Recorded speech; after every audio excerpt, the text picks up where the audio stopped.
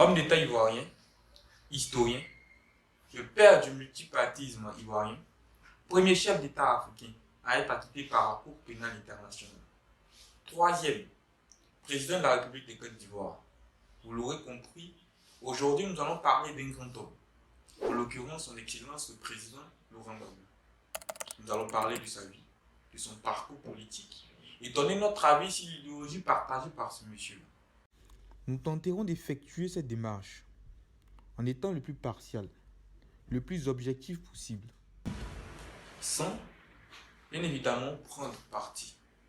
Alors bonjour à tous, je suis Jean-Luc Nemlé et aujourd'hui j'ai décidé d'effectuer une série sur ces grands hommes politiques qui ont marqué l'histoire de notre pays, la Côte d'Ivoire.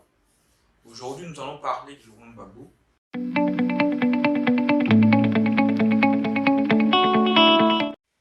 Alors, le Wodi de Mama, comme il est chaleureusement appelé par ses partisans, naît le 31 mars 1945 à Gagnoa, dans le grand ouest de la Côte d'Ivoire, de Koudou Paul, son père, sergent de police, et de Gado Marguerite, ménagère. Il est donc issu d'un milieu modeste. Il effectue ses études primaires dans une école publique de la ville d'Agoville. En 1965, il obtient son baccalauréat au lycée classique d'Abidjan, puis sa licence d'histoire à l'université d'Abidjan. En 1970, il devient professeur d'histoire au lycée classique d'Abidjan. En 1974, il obtient sa maîtrise d'histoire à l'université de Sorbonne à Paris. Et enfin, en 1979, il conclut avec brio sa thèse et devient docteur. Maintenant que nous avons parlé de la naissance et de la formation du président Laurent Gbagbo, nous allons nous attarder à parler non seulement de ses débuts et de son ascension en politique.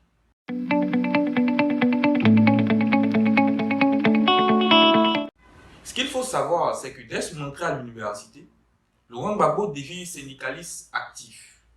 Il dénonce avec beaucoup de véhémence la gestion économique et politique du pays entre-temps dirigé par celui qui est considéré par beaucoup d'Ivoiriens comme le père de la nation, en l'occurrence le président Félix Houphouët-Boigny.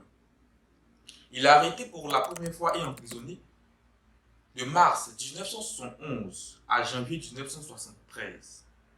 Dès sa sortie, il fait de plus en plus parler de lui dans les grandes manifestations de 1982 qui ont secoué la Côte d'Ivoire et qui se sont soldées par une grande vague d'arrestations et par la fermeture partielle non seulement des universités, mais également des grandes écoles. Suite à ces événements, Laurent Gbagbo quitte la Côte d'Ivoire via le Burkina Faso et s'exile en France. Depuis son exil, il crée, et ça dans la clandestinité totale, avec l'aide de ses camarades restés sur place, un parti politique qu'il nomme le Front populaire ivoirien. Je pense qu'avant de continuer, il importe de rappeler le contexte historique du moment. La Côte d'Ivoire vient de sortir de la colonisation, vient juste d'acquérir son indépendance et elle est sur le joug du régime du parti unique, notamment le parti du président Félix Houphouët-Boigny. Donc aucun individu, aucun Ivoirien n'a le droit, en vertu de la Constitution, de bien évidemment créer un parti politique.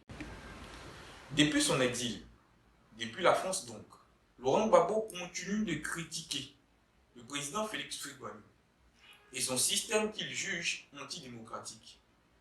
Alors le président Félix Houphouët-Boigny, le trouvant un peu trop dérangeant et le préférant proche afin de mieux le maîtriser, somme Laurent Gbagbo de rentrer en Côte d'Ivoire.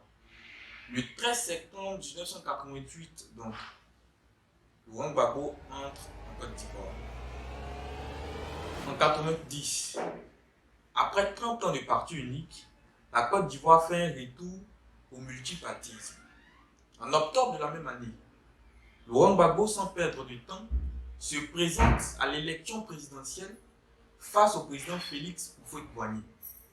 C'est historique, car depuis son accession à l'indépendance, la Côte d'Ivoire n'a jamais eu de candidat à l'élection présidentielle. Laurent Gbagbo obtient 18,3% des voix, ce qui lui confère le statut de chef d'opposition. En 1991, son épouse et lui sont arrêtés par Alassane Dramane Ouattara, en tant que Premier ministre de la République de Côte d'Ivoire. Après le décès, le 7 décembre 1993, de Félix Houphouët-Boigny, le président de l'Assemblée nationale devient président de la Côte d'Ivoire, comme il est prévu par la Constitution. Il s'agit d'Henri Konan Bédié.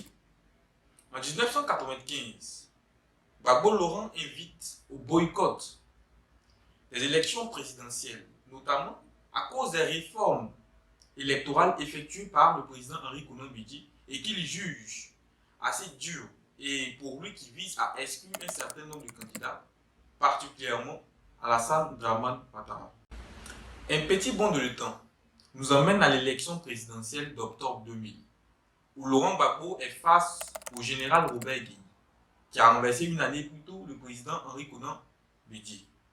Il faut noter que c'est une élection qui a vu encore une fois l'exclusion d'Alassane Dramane Ouattara pour nationalité douteuse. À l'issue des élections, le président Laurent Gbagbo est déclaré vainqueur.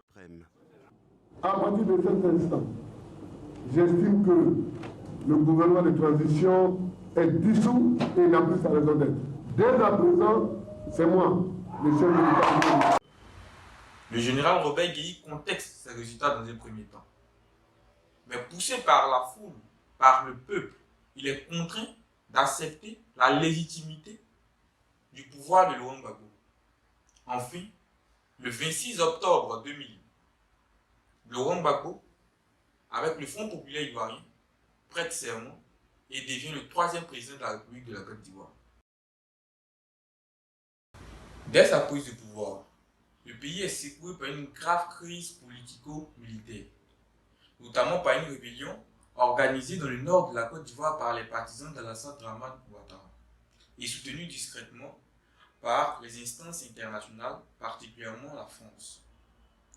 La jeunesse ivoirienne, dans une logique d'autodétermination, est influencée par un certain nombre de leaders d'opinion, tels que Charles Blé Goudé, leader de la Glacie patriotique, secrétaire général de la Fédération estudiantine et scolaire de Côte d'Ivoire, FESI, et acquis aux idéaux du président Laurent Gbagbo, demande le départ de la France et pour ce faire, organise un certain nombre de marches pacifiques.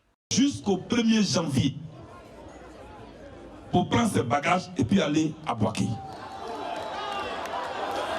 Pourquoi chaque fois qu'il y a une élection ou un problème dans un pays africain, le président français se croit obligé de jouer des donneurs de leçons? Dites-lui que nos grands-parents ont été ses enfants, mais nous là, nous ne sommes pas ses enfants. Chers amis de la communauté internationale, je vous le dis et je vous le répète ici. Pour vous, Alassane est quelqu'un, mais en Côte d'Ivoire ici, il n'est. En Côte d'Ivoire ici, il n'est. Ici, là, il n'est rien.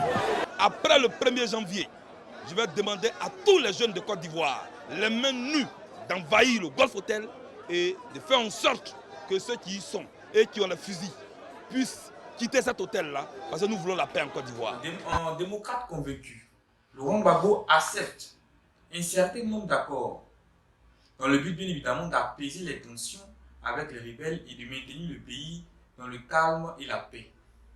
Suite à ces accords, il intègre Guillaume Soro, numéro 2 d'Alassane Dramane Ouattara, et porte-parole et chef rebelle dans le gouvernement et le nomme Premier ministre. Finalement, en raison des différentes tensions, les élections présidentielles initialement prévues pour octobre 2005 ont lieu en 2010. Au premier tour, tout se passe sans ambiguïté. Laurent Gbagbo arrive en tête avec 39% des voix, suivi d'Alassane Dramane Ouattara, 32% des voix, et de Henri Konan Bédié. Au second tour, malheureusement, tout ne se passe pas comme prévu. La commission électorale indépendante CEI, chargée de donner les résultats, chargée de proclamer le vainqueur, désigne Alassane Dramane Ouattara comme vainqueur avec 51% des voix. Le Conseil constitutionnel, désigné par la Constitution afin de valider les résultats donnés par la commission électorale indépendante, annule les résultats donnés par cette commission, notamment la commission électorale indépendante, et déclare Gbagbo Laurent vainqueur avec 52% des voix. M. Gbagbo Laurent est proclamé élu président de la République de Côte d'Ivoire. Déclaré perdant par l'instance électorale reconnue par l'ONU, Laurent Gbagbo est donné vainqueur par le Conseil constitutionnel dirigé par l'un de ses proches. Automatiquement, et sans enquête de fond, la communauté internationale se range aux côtés de Alassane Dramane Ouattara et bien évidemment reconnaît sa légitimité et sa victoire. Et donne un ultimatum au président Laurent Gbagbo pour quitter le pouvoir. Suite à cela, et après de nombreux mois d'affrontements qui se sont achevés avec plus de 4000 morts en Côte d'Ivoire, Laurent Gbagbo est arrêté le 11 avril 2011 et déporté à la Cour pénale internationale. Après son arrestation et sa déportation devant la Cour pénale internationale, Laurent Gbagbo est accusé de crimes contre l'humanité, en l'occurrence de meurtre, d'assassinat de masse, d'actes de torture, de viol et j'en passe. Son procès s'ouvre le 28 janvier 2016, soit 5 ans après les violences post-électorales. C'est avec un sourire aux lèvres que le président Laurent Gbagbo se présente devant la Cour pénale internationale. Il est en compagnie de son co-accusé, Charles Blé Goudé, le leader de la Glacis parti politique dont nous avons parlé précédemment. Alors, au cours de ce procès, nous avons assisté à des scènes surréalistes.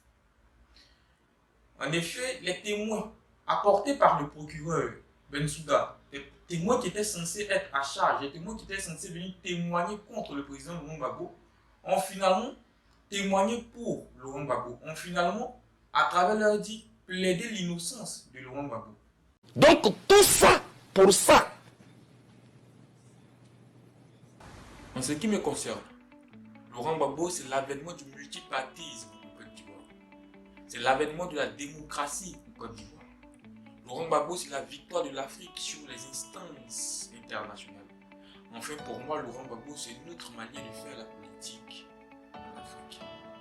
Alors voilà les amis, c'est ici que s'achève cette première vidéo sur Laurent Gbagbo.